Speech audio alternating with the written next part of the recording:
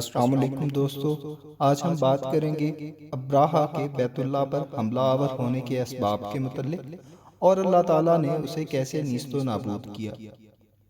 زمزم کے کنویں کی ملکیت حاصل کرنے کے علاوہ عبد المطلب کی زندگی کا دوسرا اہم ترین واقعہ ابراہہ کا بیت اللہ پر حملہ آور ہونا ہے۔ تاریخ میں اس واقعے کو واقعہ فیل کے نام سے یاد کیا جاتا ہے۔ ابراہہ ایک عیسائی سردار تھا۔ شاہ حبشہ نجاشی کی طرف سے یمن کا حاکم تھا۔ اس نے دیکھا اہل عرب حج کے لیے مکہ مکرمہ جاتے ہیں اور خانہ کعبہ کا طواف کرتے ہیں، تو اس نے عیسائی مذہب کے نام پر یمن شہر صنعاء میں ایک عالی شان گرجا گھر بنایا۔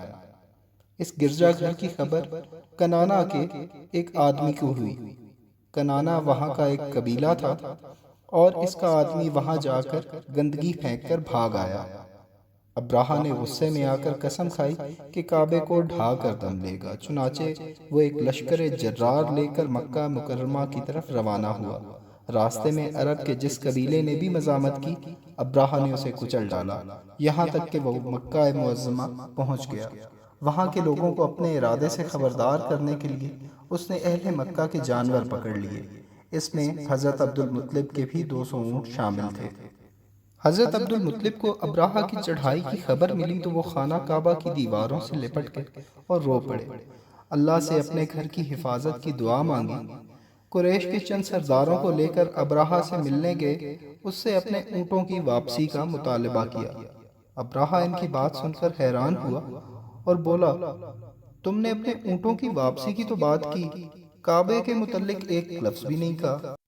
عبد المطلب نے جواب دیا، اونٹ میری ملکیت ہیں، اس لیے ان کی رہائی کے لیے چلا آیا۔ کعبے کا مالک تو اللہ تعالیٰ ہے جو اس کی حفاظت کی پوری طاقت رکھتا ہے۔ ابراہہ نے ان اونٹوں کی رہائی کا حکم دے دیا۔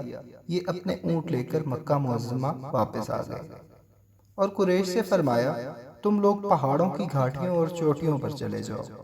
ابراہہ کا 60-70 ہزار کا لشکر تھا اور ان میں 9 یا 13 ہاتھی تھے۔ اس لشکر نے آخر مکہ پر چڑھائی شروع کر دی۔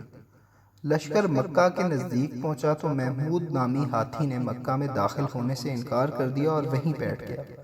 ایسے میں اچانک بحر کلزم کی طرف سے پرندوں کا جھنڈ نظر آیا۔ ان کے پنجوں اور چونچوں میں کنکریاں تھیں۔ جن سپاہیوں پر وہ کنکریاں پڑتیں ان کے اعضاء کٹنا شروع ہو جاتے۔ ان کنکریوں کے گرنے سے ابراہہ کی فوج اور ہاتھیوں کا جو حشر ہوا، بلا شبہ تاریخ عالم کا نہایت حیرتناک باب ہے۔ خود ابراہہ مشکل سے گرتا پڑتا صنعاء تک واپس پہنچا اور نہایت دردناک عذاب میں گرفتار ہو کر یمن میں مرا۔ یہ جگہ منی اور عرفات کے درمیان واقع ہے۔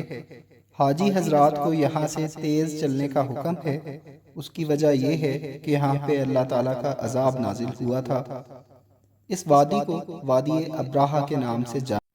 عربوں کے ہاں اس سال کو عام الفیل کہتے ہیں۔ ایک مدت تک یہی تکریمی سال مشہور رہا۔ اس واقعے کے 25 روز بعد حضرت محمد مصطفیٰ صلی اللہ علیہ وآلہ وسلم کی ولادت ہوئی۔ قرآن کریم میں یہ واقعہ سورہ فیل میں بیان ہوا ہے، جس کا ترجمہ ہے، کیا تم نے نہیں دیکھا تمہارے پروردگار نے ہاتھی والوں کے ساتھ کیا سلوک کیا؟ کیا اس نے ان کی تدبیر تباہی میں نہ ڈالی اور ان پر پرندوں کے جھنڈ بھیج دیے جو ان پر پکی ہوئی مٹی کے پتھر پھینک رہے تھے، پھر ان کا حال اس طرح سے کر دیا جیسے جانوروں کا کھایا ہوا بھوسا۔ دوستو، اس سے ہمیں یہ معلوم ہوتا ہے قرآن مجید کی طرح خانہ کعبہ کی حفاظت بھی اللہ تعالیٰ خود کر رہا ہے۔ اس کی حفاظت کا ذمہ بھی اس نے خود لے رکھا ہے کہ کوئی شیطانی طاقت نہ قرآن مجید کو فنا کر سکتی ہے اور نہ ہی خانہ کعبہ کو صفائے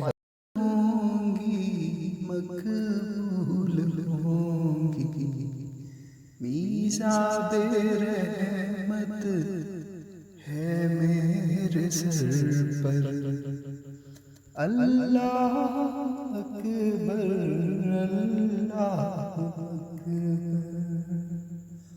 اللہ اکبر اللہ اکبر۔